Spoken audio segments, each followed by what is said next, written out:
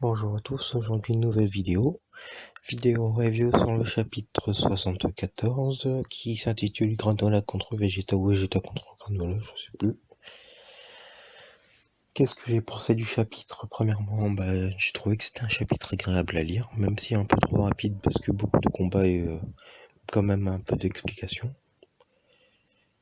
J'aimerais revenir aussi sur le fait que Toyotaro, ce niveau Kaz il s'est un peu amélioré. Mais je pense que c'est surtout dû au fait que il a gardé son style à lui durant tout le chapitre et pas essayé de refaire du Toriyama.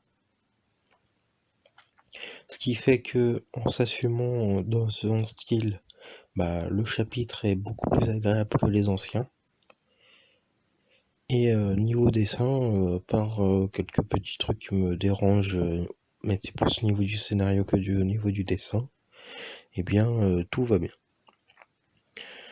Quelques petits trucs qui me chagrinent dans le chapitre sont notamment un peu la perspective de Vegeta, où on revoit un peu un Vegeta d'avant, alors qu'il est censé avoir changé, mais bon, pourquoi pas. On n'en est plus là dans les PS. Goku qui reste toujours le pire des personnages de Dragon Ball, enfin de Dragon Ball Super, pardon, et qui ne sert strictement à rien dans le chapitre. Son réveil aurait pu être évité. Ensuite, Granola qui utilise des techniques en un clin d'œil, pourquoi pas, mais bon, ça reste le scénario.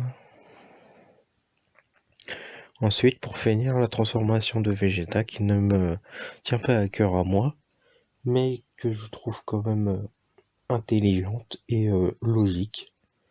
Malgré tout, j'espère avoir vite des explications sur pourquoi cette transformation, pourquoi ces caractéristiques de la transformation. Et sur à part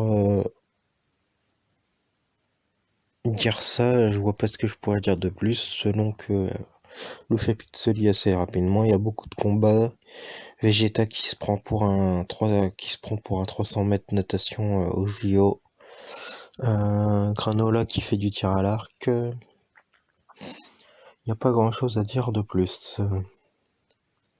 Mis à part tout ça, j'aimerais quand même que dans le prochain chapitre, soit que Vegeta gagne, ou défonce un peu Granola, pour essayer de mieux faire comprendre qu'ils sont gentils, même si ça serait un peu débile en faisant ça, mais bon, ce serait la façon la plus logique.